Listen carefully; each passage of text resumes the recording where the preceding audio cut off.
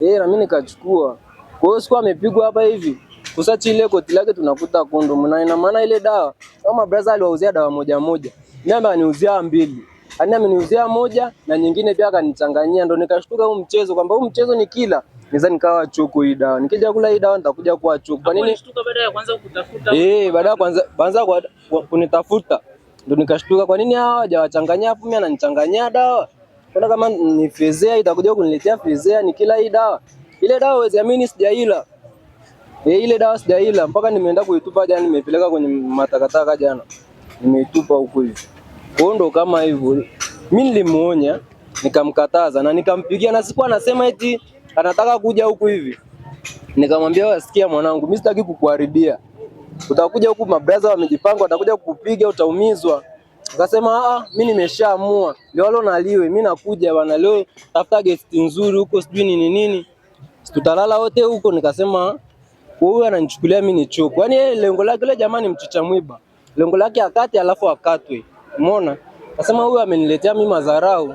Kwa sababu hao wote aliozia dawa hajawaona kuja kuniona tu mimi.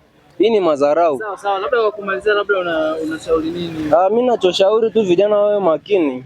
Au mapigo hayatakiwi na yaendekezwe. Kwa nini mtu unakubali kumla mwenzako au unakubali kuliwa? Hiyo ni tabia ambayo sio kama huyu jamaa sisi tulivyompiga.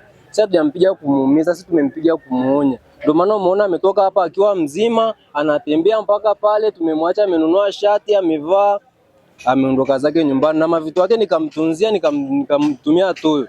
Tu nikamwambia mpelekee huyu jamaa mazaga yake.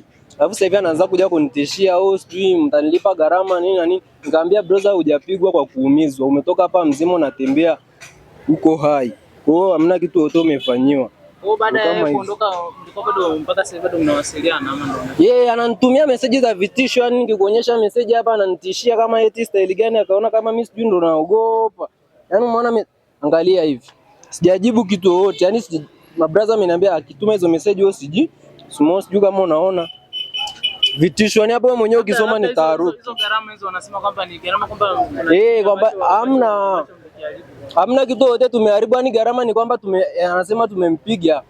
Yaani hiyo ndo gharama yake anaotaka yeye alipo kwamba amepigwa, lakini kupigwa aliopigwa ingekuwa kama mtu amekula kipigo hasa angeshindwa kutembea, lakini sisi tumempiga na tumemwacha kutoka hapo mpaka amefika kule. Hatujamchukulia kitu yote na sio kama alikuwa hana kitu. Alikuwa anao kitu, anakuwa nao hela za kutosha, lakini sema sisi tulikuwa tutaki hela. Sisi tulikuwa tunataka tu ni mtu anyoke kwenye tabia. Mtu kama huyo unaweza kumwambia, "Kana huyu kijana wangu mtoto wangu hapa mara moja." Ukiondoka ukirudi unamkuta wewe mtoto ni mwanaume tena. Si ameshamkata.